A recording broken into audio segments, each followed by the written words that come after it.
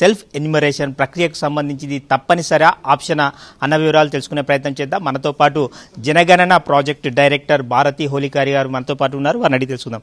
Madam, ఈ జనగణన ప్రక్రియలో కీలకమైన సెల్ఫ్ ఎన్యూమరేషన్ ప్రక్రియ ప్రారంభమవుతుంది. సెల్ఫ్ ఎన్యూమరేషన్ అన్నది తప్పనిసరి ఆప్షనా? మొదటి బారిగా అంటే చాలా ప్రోగ్రెసివ్ విధానంలో మనము ఫస్ట్ టైం సెన్సస్లో ఈ ఒక స్వీయ గణన అని ఒక అవకాశాన్ని ప్రజలకి ఇస్తున్నాము. ఈ స్వీయ గణన అనేది ఇట్స్ ఆప్షనల్ ఓన్లీ అండి, మ్యాండేటరీ కాదు. కానీ ఇది ఒక మంచి అవకాశం ప్రజలకందరికీ కూడా, ఎందుకంటే ఈ ఒక పెద్ద ప్రక్రియలో నేరుగా బాగా వహించడానికి ఇది ఒక మంచి అవకాశం. కానీ ఇది మ్యాండేటరీ కాదు, ఇది ఆప్షనల్. అంటే ఎవరెవరికి సెల్ఫ్ స్వీయ గణన చేసుకునే, అందుకే డిజిటల్ రూపంలో చేసుకోవాలి కాబట్టి ఎవరికి అవకాశం ఉంది, ఎవరు చేయగలుగుతారు, టెక్నాలజీ గురించి అవగాహన ఉన్న వాళ్ళు ఖచ్చితంగా దీన్ని చేసుకోమని చెప్తున్నాము. మీరు స్వీయ గణన ద్వారా చేసుకున్నా చేసుకోకపోయినా మీ ఇంటికి ఖచ్చితంగా ఎన్యూమరేటర్ వస్తారు. మీరు స్వీయ గణన చేసుకుంటే దాన్ని మీరు ఇచ్చిన డేటాని కన్ఫర్మ్ చేస్తారు. మీరు స్వీయ గణన చేసుకోలేదు అంటే రెగ్యులర్ ఎన్యూమరేషన్ ద్వారా మీ యొక్క వివరాలన్నీ కూడా ఎన్యూమరేట్ చేయడం జరుగుతుంది. తొలి విడతలో జరిగే ఈ జనగణనకు సంబంధించి ఎలాంటి ప్రశ్నలు రూపొందించారు? మీకు తెలుసు ఆల్రెడీ ఏదంటే మనము జనగణన అనేది మనము 2 దశలో చేస్తాము. మొదటి దశ ఇండ్ల జాబితా, అలాగే ఇండ్ల గణన అనేది. రెండవ దశ అనేది మనకి పాపులేషన్ ఎన్యూమరేషన్ అని పిలుస్తాము.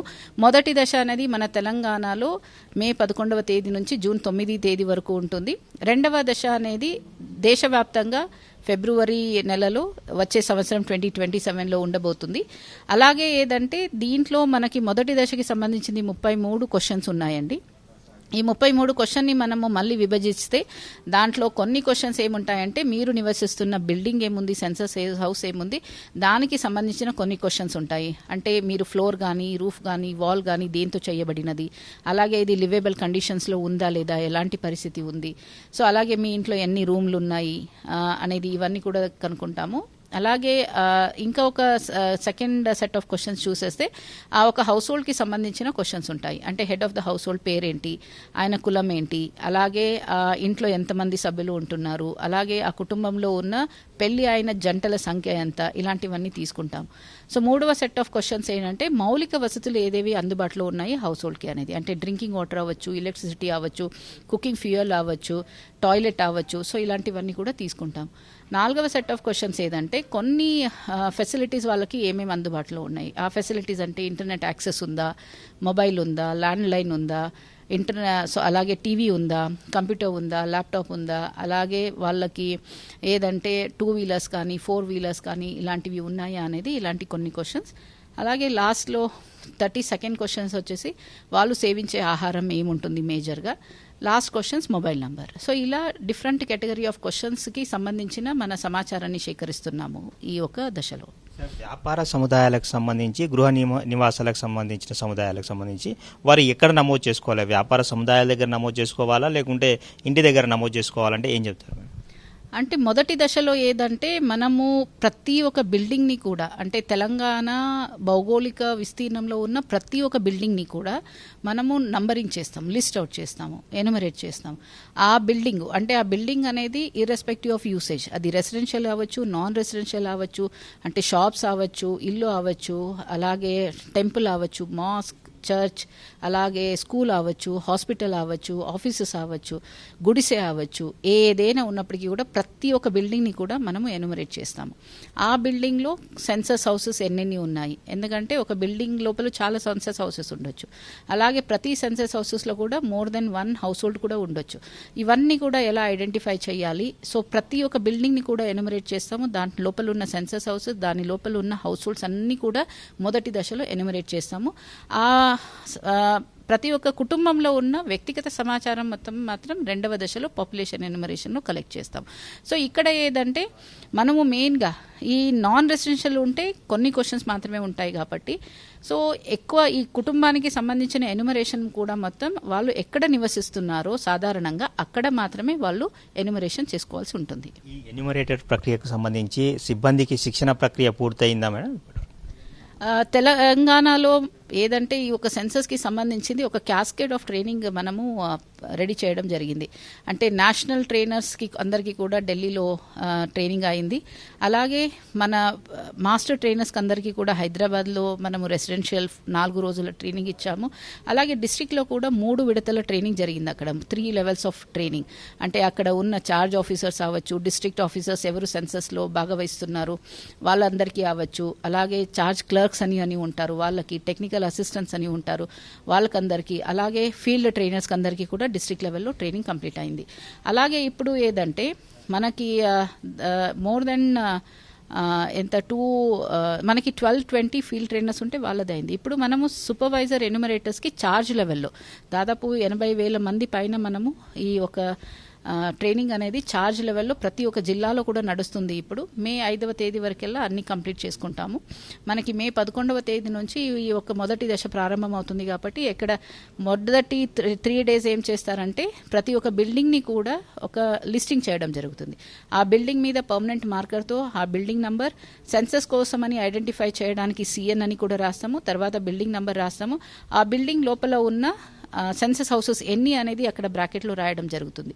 ఈ మొదటి 3 రోజులు ఇది కంప్లీట్ చేసుకున్న తర్వాతనే ఆ హెచ్ఎల్ఓ యాప్ ద్వారా ప్రతి ఇంటికి వెళ్ళి ఆ కుటుంబానికి సంబంధించిన, ఆ బిల్డింగ్కి సంబంధించిన డేటా అన్ని కూడా సేకరణ చేయడం జరుగుతుంది.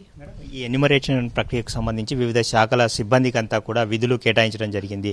అయితే వైద్య శాఖ నుంచి ప్రత్యేకంగా వారి విధుల్లో పాల్గొనలేము అని చెప్పి ఆ శాఖ నుంచి ఏమైనా విజ్ఞప్తులు వచ్చాయా? వారికి కూడా విధులు కేటాయించారట కదా?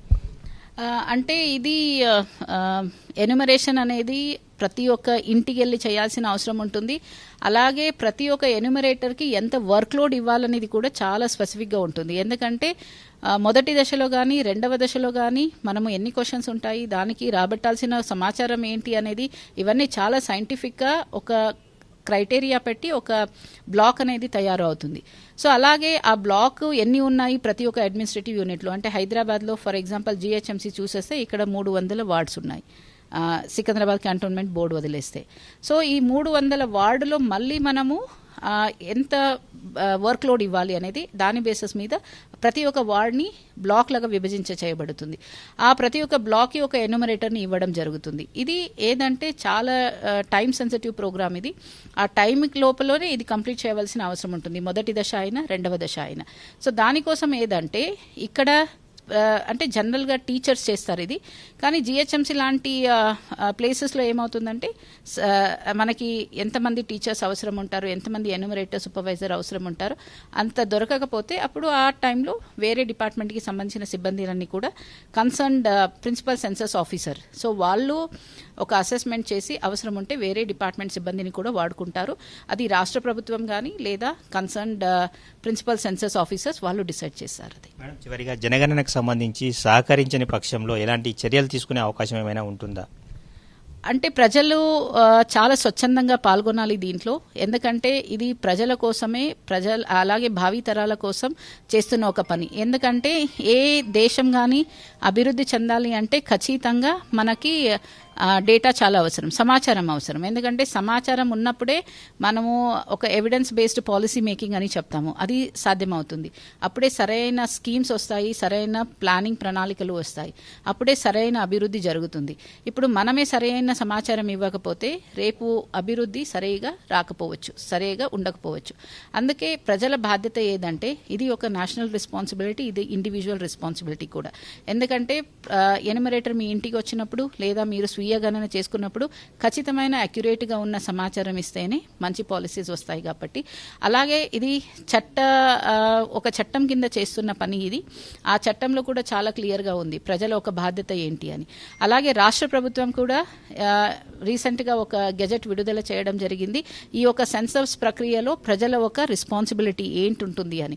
అంటే ఎన్యూమరేటర్ ఇంటికి వచ్చినప్పుడు సహకరించడం కానీ, సరైన సమాచారం ఇవ్వడం కానీ, అలాగే ఎలాంటి అడ్డంకులు లేకుండా ఉండడం కానీ, ఇవన్నీ కూడా దాంట్లో ఇవ్వడం జరిగింది. చట్టంలో కూడా పీనల్ ప్రొవిజన్స్ ఉన్నాయి. బట్ నాకు చాలా కాన్ఫిడెన్స్ ఉంది, ఏదైనా చిన్న ఇబ్బందులు ఎన్యూమరేటర్ సూపర్వైజర్ ఎదుర్కొన్నప్పటికీ కూడా అందరి సహకారంతో, అలాగే ఈ రాష్ట్రంలో కూడా సిఎస్ గారి ఆధ్వర్యంలో ఈ పని జరుగుతుంది కాబట్టి సో అందరి సహకారంతో కూడా తెలంగాణలో మొదటి ఒక సెన్సస్ని మనము విజయవంతంగా నిర్వహిస్తామని ఒక చాలా కాన్ఫిడెన్స్ ఉంది. సో అందరి సహకారం ఉంటుంది కాబట్టి అలాగే మీ ద్వారా ఒక పబ్లిసిటీ కూడా మంచిగా జరిగితే ప్రజలకి కూడా అవగాహన వచ్చేస్తే ఎలాంటి అపోహం లేకుండా వాళ్ళ డేటా ప్రైవసీకి కానీ డేటా ప్రొటెక్షన్కి కానీ ఎలాంటి భయం లేదు అని వాళ్ళకి అర్థమైతే అలాగే వాళ్ళ ఒక వెల్ఫేర్ స్కీమ్ సంక్షేమ పథకాలకి సెన్సస్లో వాళ్ళు ఇచ్చే సమాచారానికి ఎలాంటి లింక్ లేదు అనేది ప్రజలకి తెలిస్తే ఖచ్చితంగా అందరూ ముందుకొచ్చేసి స్వచ్ఛందంగా సమాచారం ఇస్తారని ఒక నమ్మకం మాకుంది. మొత్తమే చూసుకోవచ్చు భవిష్యత్ తరాల కోసం ఖచ్చితంగా జనగణనలో ప్రతి ఒక్కరూ భాగస్వాములు కావాలని చెప్పి సీనియర్ IAS అధికారి భారతి హోలికేరి చెప్తున్నారు. వీడియో జర్నలిస్ట్ చందుతో విక్రమ్, సాక్షి టీవీ, హైదరాబాద్.